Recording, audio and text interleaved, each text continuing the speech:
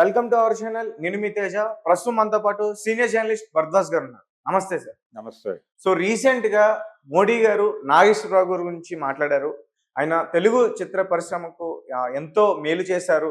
మన తెలుగు సాంప్రదాయాలు కానీ, మన భారతదేశ సంస్కృతిని కానీ సినిమాల్లో చాలా వరకు కూడా చూపించారు. సో అంటే తెలుగు పరిశ్రమ ముందుకెళ్ళడం కూడా ఆయన చాలా కృషి చేశారంటూ కూడా పొగుడుతూ ఆయన మాట్లాడారు. సో దీనికి సంబంధించి నాగ చైతన్య గారు వాళ్ళు ట్వీట్ ఒకటి ఎక్స్ అకౌంట్లో పోస్ట్ చేశారు. అండ్ చాలా మంది ఈ వార్త బయటికి రాగానే ముఖ్యంగా పెద్ద ఎన్టీఆర్ అభిమానులందరూ కూడా అసంతృప్తి వ్యక్తం చేశారని చెప్పేసి నడుస్తుంది ఒక వార్త. సో దీనికి సంబంధించి మీరేం మాట్లాడుతున్నారు? అంటే మన్ కీ బాత్ అనే ప్రోగ్రామ్ ఒకటి వస్తుంది రేడియోలో. ఆయన రకరకాల విషయాలు మాట్లాడతాడు అందులో భాగంగా రాజ్ కపూర్, మహమ్మద్ రఫీ వీళ్ళందరి ప్రస్తావన చేశాడు. ఆయన చేస్తూ ఆ క్రమంలోనే అక్కినే నాగేశ్వరరావు గారి ప్రస్తావన కూడా చేశాడు. అంటే బహుశా ఆయన ఉద్దేశం సినిమా గురించి మాట్లాడుతున్నాము, ఇది కేవలం హిందీ బెల్ట్ గురించి మాట్లాడితే కష్టం, ఇప్పుడు దక్షిణాది ప్రేక్షకుల్ని కూడా మెప్పించాలి కాబట్టి అక్కినేని నాగేశ్వరరావు ప్రస్తావన చేస్తే బెటర్ అని అనుకుని ఉండొచ్చు. రెండోది, అక్కినేని నాగేశ్వరరావు గారు ఆయన తెలుగు తమిళ సినిమాల్లో కూడా నటించాడు. ప్రారంభంలో ఆయన బైలింగ్వల్స్ చేశాడు. ఒకవేళ అది కూడా ఎవరైనా రెఫరెన్స్ చెప్పుంటే బహుశా ఆ రెఫరెన్స్లో కూడా వెళ్ళి ఉంటాడు ఆయన. ఏదేమైనప్పటికీ 24 అనే కాంటెక్స్ట్లో మాట్లాడి ఉంటే, ఒకటి ఆయన జయంతి ఉత్సవాలు ముగింపు, ఈ వ్యవహారం ఇవన్నీ కూడా దృష్టిలో పెట్టుకుని ఉంటారు. అందుకని అక్కినేని నాగేశ్వరరావు ప్రస్తావన ఆయన చేసుంటాడు క్యాజువల్గా. ఇదే టైంలో రామారావు గారి అభిమానుల్ని గాయపరిచి ఉండొచ్చు న్యాచురల్గా. గాయపరచడానికి అంటే ఎన్టీఆర్ ఏఎన్ఆర్ పోటీ అనేది ఆ రోజుల నుంచి మొదలైంది. అంటే పాతాళ భైరవి రిలీజ్ అయినప్పటి నుంచి ఈ పోటీ నడుస్తూనే ఉంది. ఆయన అభిమానులు ఈయన అభిమానులు పోటాపోటీగా ఒకళ్ళ మీద ఒకళ్ళు విమర్శలు చేసుకోవటం, అలాగే ఈ పోస్టర్ల మీద పేడ వేయటం లాంటి కార్యక్రమాలు ఇవి నడిచేవి అప్పటి నుంచి. అందులో భాగంగానే కొంత ఇదేమిటి ప్రధానమంత్రి గారు ఎలా మాట్లాడాడు అని అనుకుని ఉండొచ్చు. రెండోది, భారతీయ జనతా పార్టీ ఇప్పుడు తెలుగుదేశం పార్టీతో కలిసి ప్రయాణం చేస్తోంది. కలిసి ప్రయాణం చేస్తున్నటువంటి సందర్భం ఆంధ్రప్రదేశ్లో ఎన్డీఏ గవర్నమెంట్ని తెలుగుదేశమే లీడ్ చేస్తోంది. అలాగే కేంద్రంలో భారతీయ జనతా పార్టీ నాయకత్వంలో ఉన్నటువంటి ఎన్డీఏ ప్రభుత్వంలో తెలుగుదేశం పార్టీ కీలకంగా ఉంది. అందుకని రాజకీయ సమీకరణాల ప్రకారం ఎన్టీఆర్ ప్రస్తావన చేసుకుంటే బాగుండేది అనే అభిప్రాయం కూడా వీళ్ళకు ఉండొచ్చు.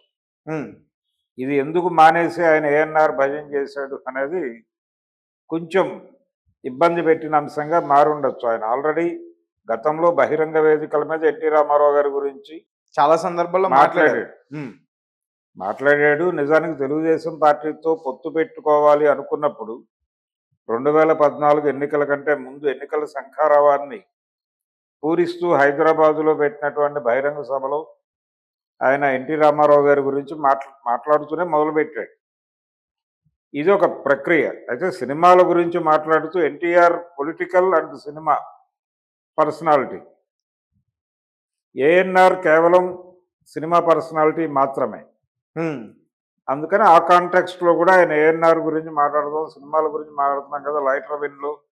రెండోది, ఎన్టీఆర్తో ఒక ప్రాబ్లం ఉంది. ఎన్టీఆర్ని పొగుడుతూ ఆయన చాలాసార్లు మాట్లాడుండొచ్చు, కానీ ఎన్టీఆర్తో జాతీయ పార్టీలకి రెండిటికి ఒక ప్రాబ్లం ఉంది. ఆయన కాంగ్రెస్ పార్టీకి బీజేపీకి కూడా సమాన దూరంలోనే వ్యవహరించాడు ఆయన ఉన్నప్పుడు. ఆయన జాతీయ పార్టీలకు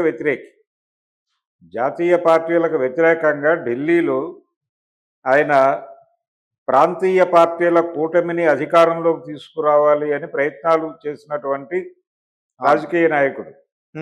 నేషనల్ ఫ్రంట్ అనేటువంటి పేరుతో ఆయన ప్రాంతీయ పార్టీల కూటమిని ఢిల్లీలో అధికారంలోకి తేవాలి, ఈ రెండు పార్టీలని దూరం చేసి అని ప్రయత్నం చేయటం మాత్రమే కాదు, విజయం సాధించి విపి సింగ్ని ప్రధానిని చేశాడు ఆయన.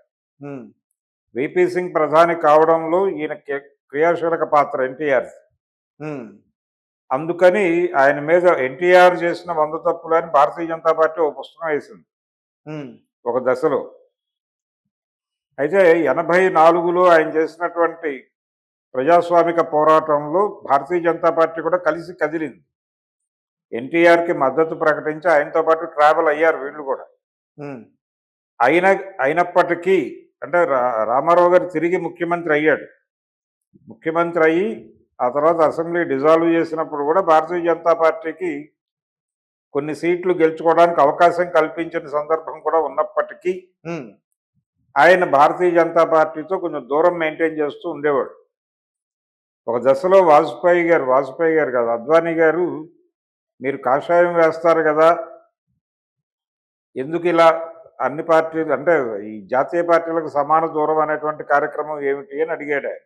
ఉమ్, అడిగితే నా కాషాయం వేరు మీ కాషాయం వేరు అని సమాధానం చెప్పాడు ఆయన ఎన్టీఆర్. ఉమ్, ఆయనది అంటే ఫిలసాఫికల్గా కూడా ఆయనకి వీళ్ళ పట్ల వ్యతిరేకత ఉంది, సైద్ధాంతిక గొడవ ఉంది. ఉమ్, జాతీయ పార్టీలకి ఎన్టీ రామారావుకి ఈయన దక్షిణ భారతదేశం మీద ఉత్తర భారతదేశం అజమాయిషీ చేస్తోంది అనే అభిప్రాయాన్ని చాలాసార్లు మాట్లాడాడు ఆయన, సినిమాల్లో కూడా మాట్లాడాడు. ఉమ్, అలాగే ఆర్య ద్రవిడ అనేటువంటి ఒక తేడాను చూసేవాడు ఆయన. వాళ్ళందరూ ఆర్యులు, మనం ద్రావిడులం, మనకి వాళ్ళకి సంబంధం లేదు అనే ఒక ఆలోచన విధానం కూడా రామారావు గారికి ఉండేది. ఆయన మాట్లాడేవాడు, సినిమాల్లో కూడా మాట్లాడాడు. ఇప్పుడు ఆర్యులు ఎవరు ద్రవిడులు ఎవరు సార్? అంటే మధ్యాసియా నుంచి వచ్చినటువంటి ఉమ్, వాళ్ళు ప్రధానంగా ఉత్తర భారతదేశము ఈ వ్యవహారం అంతా ఆర్య ద్రవిడ అనేటువంటి ఒక గొడవ చాలా కాలంగా ఉంది. ఉమ్, అది దానిలోకి వెళ్తే అది వేరే సబ్జెక్ట్. ఓకే.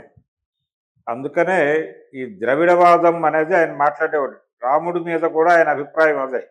ఉహు, శ్రీరాముడు ద్రవిడ జాతిని అణిచివేయటానికి వచ్చిన ఆర్య జాతి ప్రతినిధి అనేది ఆయన ఒక సినిమాలో మాట్లాడాడు నేరుగా, ఉమ్, ఎన్టీ రామారావు గారు.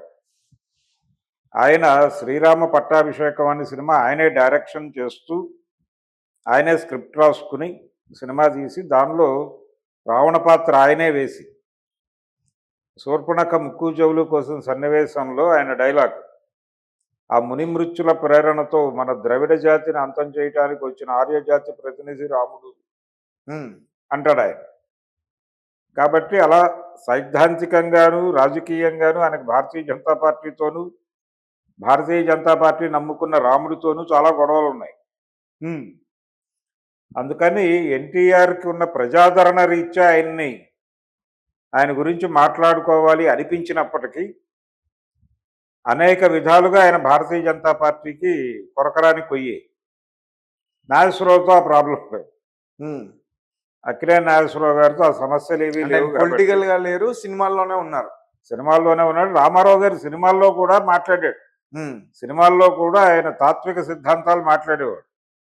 ఈయనకి ఆ గొడవ కూడా లేదు.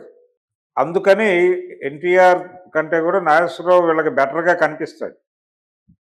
ఆ కాంటెక్స్ట్లో ఆయన నాగేశ్వరరావు స్మూత్గా ఉంటాడులే అనుకుంటాడు. అలా వెళ్ళిపోయాడు. రామారావు గారి ధోరణి వేరు, రామారావు గారి ఆలోచన గొడవ వేరు, ఆయన సిద్ధాంతాలు వేరు. ఇప్పుడు తెలుగుదేశం పార్టీ కూడా సిద్ధాంతాలను పాటించడం లేదు. ఈ మధ్య కాలంలోనే భారతీయ జనతా పార్టీ ఒకే దేశం ఒకే ఎన్నిక అనే పద్ధతి తీసుకొచ్చే ప్రయత్నాల్లో ఉన్నారు ఇప్పుడు, జమిలీ ఎన్నికలు అనే పేరుతో. దీనికి కూడా ఆయన వ్యతిరేకి ఎన్టీఆర్. ఉమ్, ప్రాంతీయ పార్టీల కూటమి అనేవాడు ఆయన తెల్లారలేస్తాయి.